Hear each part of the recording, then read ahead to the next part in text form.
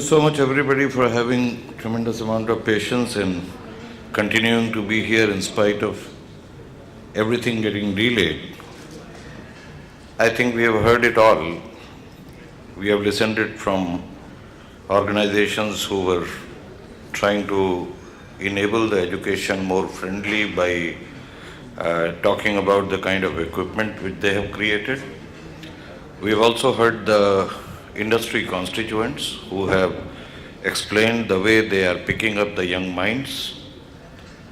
I think post-lunch and with the kind of limitation of time, the only thing I have in my mind is to tell you a small story, and that story is going to be telling you what exactly Engineering Council does and what exactly we intend doing and what we need to do really. The issue here is employability or lack of employability. That's the issue.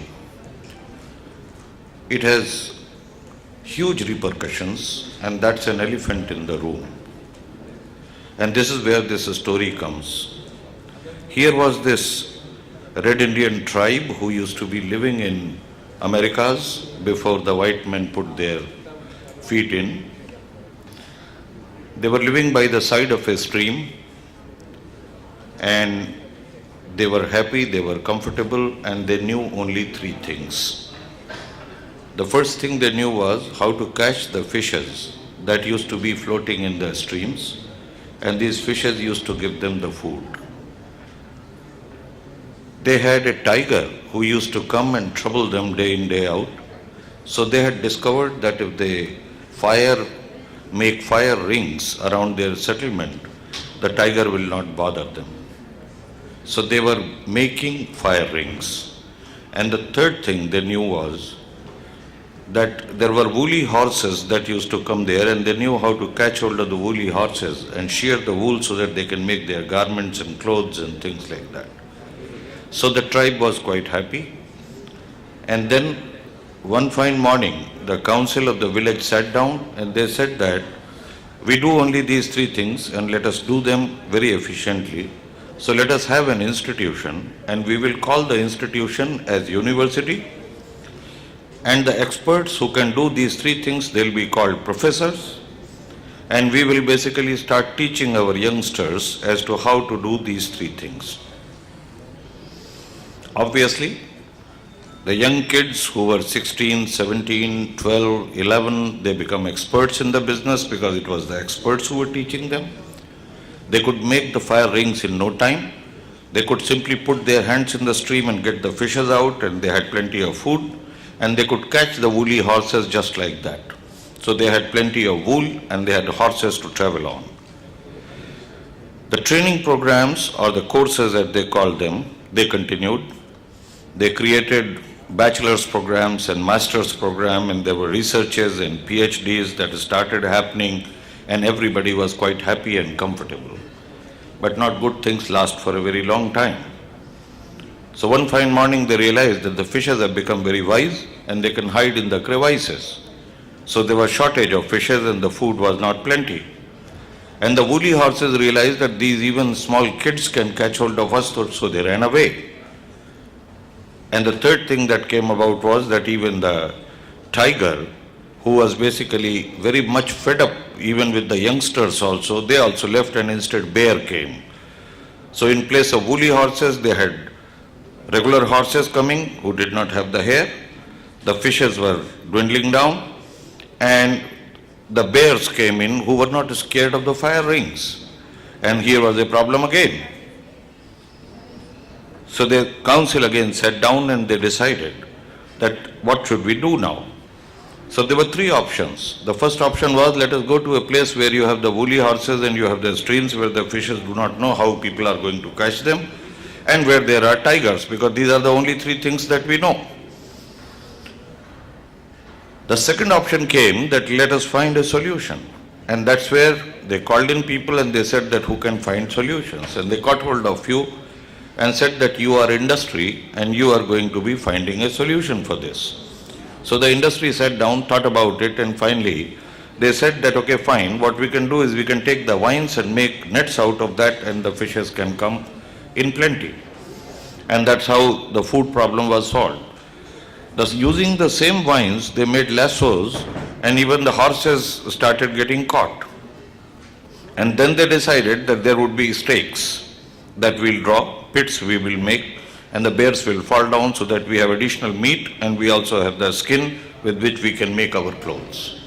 The problems were solved, but the universities continued with the same curricula, which included catching the woolly horses, having the fishes, and also warding off the tiger. As a matter of fact, they created some demo models also.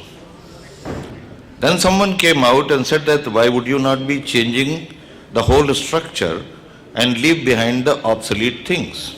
They said, no, you are the industry, you got to do it, and as far as we are concerned, we are academia, and therefore we are not getting into it. The idea is not to tell you that what all is being done in the colleges is absolutely wrong, but the way it is being done, the placements that are being happening there, the areas where the kids can go and get their jobs, that is something they need to be reviewed seriously and seen, and wherever the opportunities are. My organization, Engineering Council of India, is precisely doing the same thing, and we are identifying new areas where the young persons post their qualification, irrespective of whichever branch they are in, they can go in. How can we basically look at the problem the way it exists today? A typical engineering graduate goes to an engineering college, appears for his gate, looks for some kind of a small assignment with the government only, and the second choice is that a desk-bound job with a private company. Believe you me, these jobs do not exist anymore. They are all going out. The second problem is the migration from the villages, because almost 70% of the students who are coming and joining the technical courses, they come from villages. They have to be sent back to the villages whether we like it or not, because there are not enough place, enough opportunity in the cities, in the urban centers, and they have to go back. So what we have been doing is, we are looking at the technologies which can be taught, which can be immediately remunerative for the students, rewarding as far as the careers are concerned, but let us start looking at that. I will just simply name 3 of the options that we have here. The first project on which we have already started working is to locate the underground aquifers which can be recharged again. The technologies are ancient, but the methods are scientific. And the project has already been commenced and started in Madhya Pradesh. This is going to alleviate the water shortage problem in the hinterland. It will give the sweet fresh water which otherwise on the surface can drain off and get converted into the floods for that matter.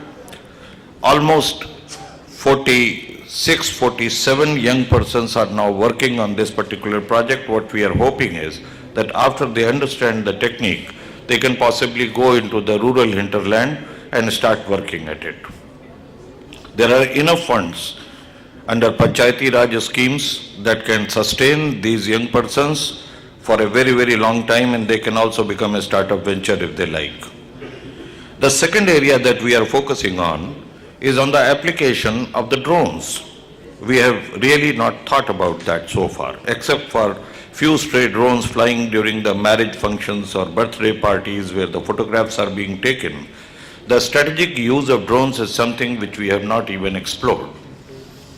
We are getting into a situation where we are initiating the initial drone pilot training program, and maybe by next month the whole thing will begin.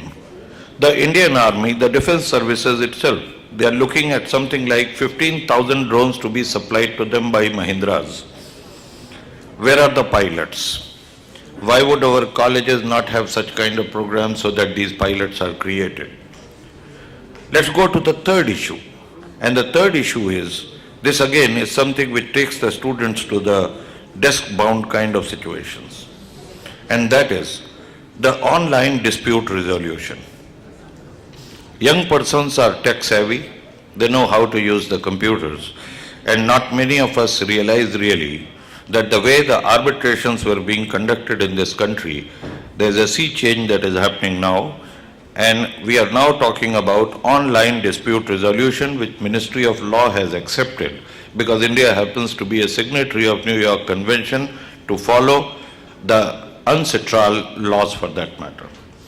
There are none less than 30,000 arbitrators who are working throughout the country, and none of them is tech savvy. They need to have assistance from these young persons who can be taught in the trades of arbitration, and that is another thing that we'll be starting. There are plenty more.